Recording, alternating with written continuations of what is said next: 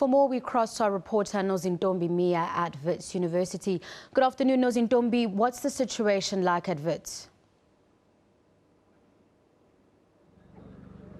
Well, a very good afternoon to you, Tabile. The situation here at Wits seems to be a bit tense but calm at the moment.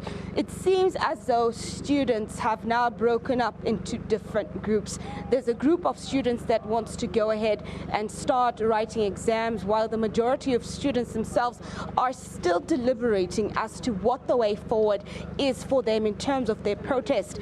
Earlier, there was a Senate meeting that seems to have been adjourned, but to speak to us more about this is the Deputy Vice Chancellor on Transformation, Professor Pawana Khupe. Professor, it seems as though your meeting was disrupted from about 11 up until recently.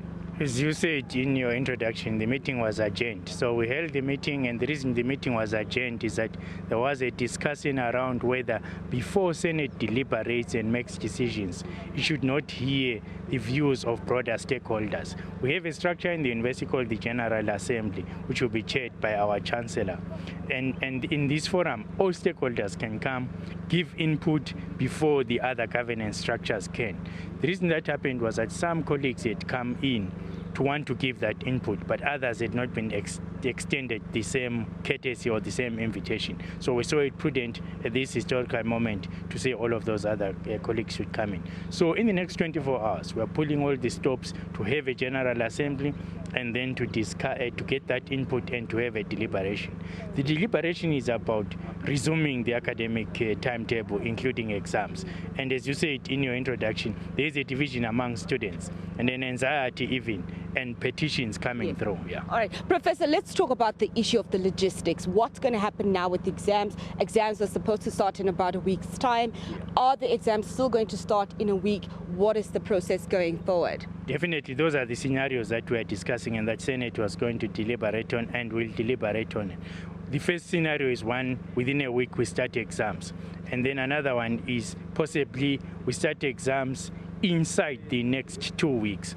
There are time sensitivities around exams because of certain degrees, of certain professional requirements. We know that the medicine school are very time sensitive. Yeah. What's going to happen specifically with the medical schools? So, for example, when we craft this new timetable, it will be sensitive to time sensitive degrees like medicine, geology. For example, the geologists have an 8-week internship that they have to do. There are related other degrees, accountants, people have to register with professional bodies. So we want to be sensitive to that. In any case, even under normal circumstances, the structuring of exams takes that into account.